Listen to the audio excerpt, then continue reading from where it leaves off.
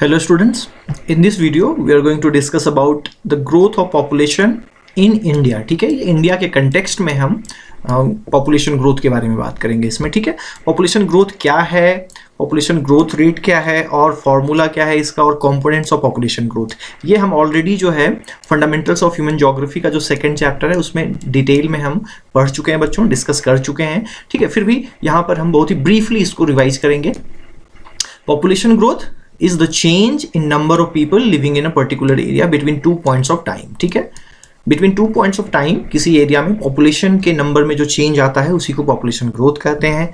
उसी चेंज को अगर हम परसेंटेज में रिप्रेजेंट करें तो उसी को पॉपुलेशन ग्रोथ रेट कहते हैं। ठीक है, उसका फॉर्मूला क्या है, तो ये फॉर्मूला ये यहाँ पर दिया हुआ है। ठीक है, P2 - P1 divided by P1 into 100। ठीक है, कंपोनेंट्स ऑफ पॉपुलेशन ग्रोथ ये दो हो सकते हैं, नेचुरल एंड इंड्यूस्ड। नेचुरल में आ जाएगा birth rate, death rate, induced में आ जाएगा इन माइग्रेशन, आउट माइग्रेशन। ये डिस्कस कर चुके हैं बच्चों। ठीक है, पॉपुलेशन डबलिंग टाइम, इसको भी हम इसके बारे में बात कर चुके हैं। ठीक है, फंडामेंटल्स ऑफ ह्यूमन ज्योग्राफी में इसका मतलब क्या होता है, time taken by any population to double itself at its current annual growth rate.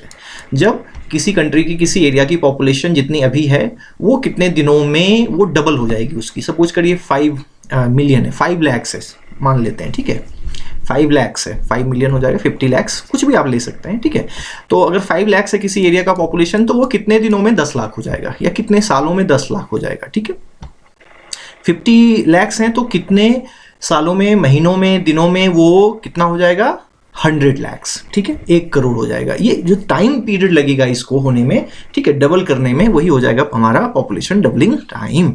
ठीक है, तो देखते हैं इंडिया का पॉपुलेशन ओवरऑल कितना बढ़ा है बच्चों। तो देखिए कि 1901 में कितना था बच्चों, 24 करोड़। देखिए पॉपुलेशन ये करोड़ में है। ठीक है, ये जो बार डायग्राम है हमारा किसका है, टोटल पॉपुलेशन इंडिया का। ठीक है, उसके बाद 2011 में देखते हैं कितना है बच्चों, 121 करोड़। ठीक है, तो देखिए कि कंटिन्यूअस एक इंक्रीज है। ठीक है, इंडिया के टोटल पॉपुलेशन में।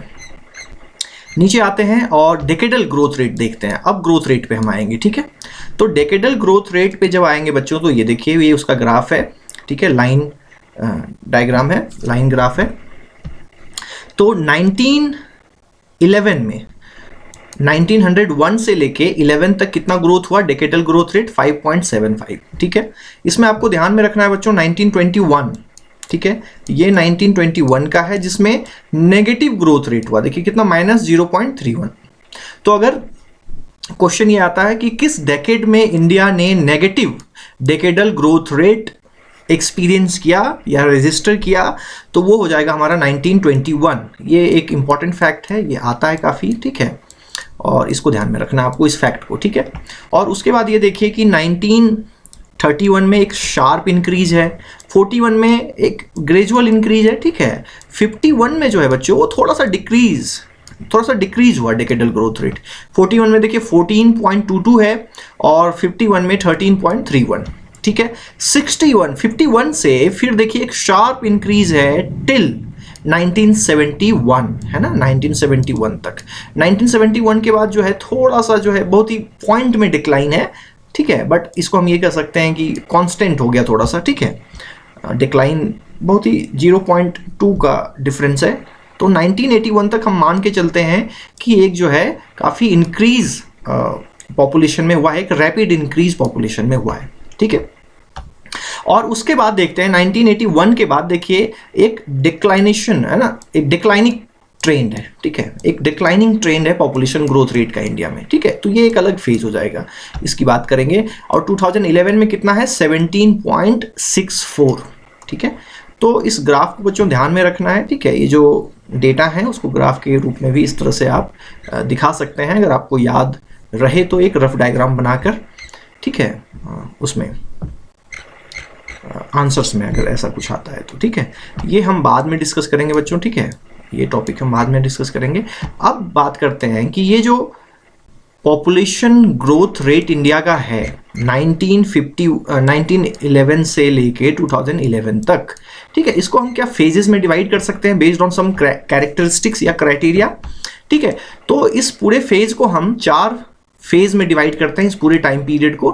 कहाँ से कहाँ तक, 1901 से लेके 2011 तक या टिल प्रेजेंट टाइम तक हम उसको कर सकते हैं, ठीक है। तो पहला जो फेज है बच्चों वो है 1901 से लेके 1921, दूसरा जो फेज है 21 से लेके 1951, और तीसरा जो फेज है वो 1951 से लेके 1981, और चौथा जो फेज है वो 1981 से लेके प्रेजेंट टाइम 2011, ठीक है, तक।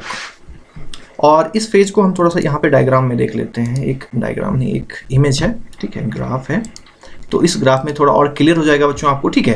तो ये हमारा फेज फर्स्ट हो गया बच्चों, ये देखिए 1901 से लेके, ठीक है, 1921 तक, ठीक है, period of stagnant population growth. मतलब पॉपुलेशन ग्रोथ जो है, देखिए ये लाइन है ना, बहुत ज़्यादा ग्रोथ नहीं हो रहा है ना, कांस्टेंट है, स्टैग्नेंट है। स्टैग्नेंट मतलब स्थिर होना, देखिए बहुत ज़्यादा चेंज ऊपर नीचे नहीं हो रहा है, ठीक है। Phase second, period of study growth, study मतलब स्लोली, है ना, तो ये देखिए कि स्लो इंक्रीज है, ये देखिए जो ग्राफ है बहुत धीरे धीरे ऊपर की तरफ बढ़ रहा है ना, ऐसे बिल्कुल स्लोप जो है स्मूथ है।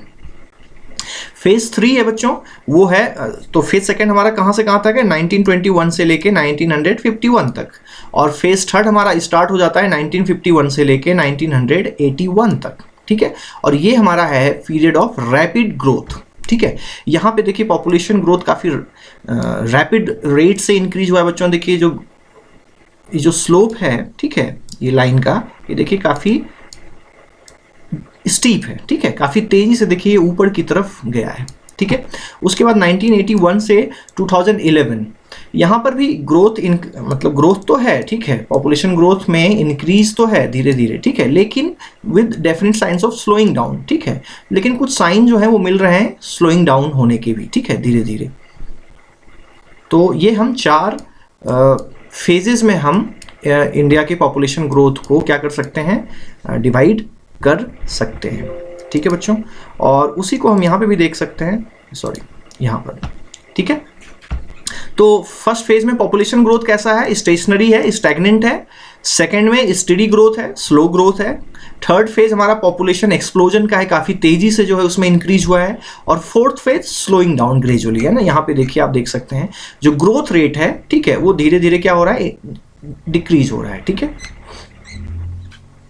वो जो अभी थोड़ी देर पहले जो हमने यहाँ पर ये जो देखा ये वाला, ठीक है, ये यहाँ पर क्या है बच्चों कि ये टोटल पॉपुलेशन का दिखा रहा है, ठीक है, देखिए मिलियंस में, है ना, पॉपुलेशन इन मिलियंस, ठीक है, और इसलिए आपको यहाँ पे बढ़ता हुआ नजर आ रहा है, ठीक है। यहाँ पर जो डायग्राम है ये ग्रोथ रेट का है, डिकेडल ग्रोथ रेट का, तो वहाँ पे एक क्लियर देखिए साइन क्या है, नीचे ये डिक्लाइनिंग एक ट्रेंड है यहाँ पर, ठीक है।